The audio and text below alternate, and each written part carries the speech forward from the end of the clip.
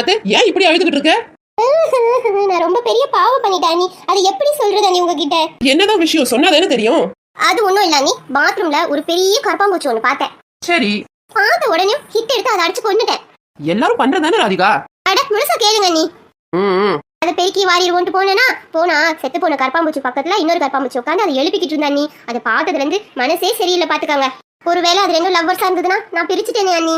இந்த கையால எப்பேற்பட்ட பாவத்தை பண்ணிருக்கேன். இதை எப்படி நான் வெளில சொல்லுவேன்? அந்த கரப்பாம்பூச்சி நினைச்சா வேதனையா இருக்கா நீ? நாத்து அவ்வளவுதானே, இரு ஒரு 5 நிமிஷத்துல வரேன். எங்க போறாங்க இவங்க? நாத்து கவலைப்படாத, அவங்க 2 பேரையும் நான் சேர்த்து வச்சுட்டேன். அப்படியா நீ? அந்த கரப்பாம்பூச்சிக்கு உயிர் வந்துருச்சா? அட நீ வேற ராதிகா, அப்படி கூட நடக்குமா? தொடப்பத்தை எடுத்துக்கிட்டு போய் அந்த கரப்பாம்பூச்சி பக்கத்துல இருந்ததுல அது ஜோடி, அதையும் அடிச்சு சாவடிச்சிட்டேன். அண்ணி நாத்து அங்க பாரு, 2 கரப்பாம்பூச்சியும் ஜோடியா வானத்துல பாட்டு பாடிக்கிட்டே போகுது. அதுங்க பாடுற பாட்டு என் காதுக்கு கேக்குது நாத்து, கேக்குது. இந்த அண்ணி காரிக்கிட்ட நம்ம ரொம்ப ஜாக்கிரதையா இருக்கணும் போல இருக்கே.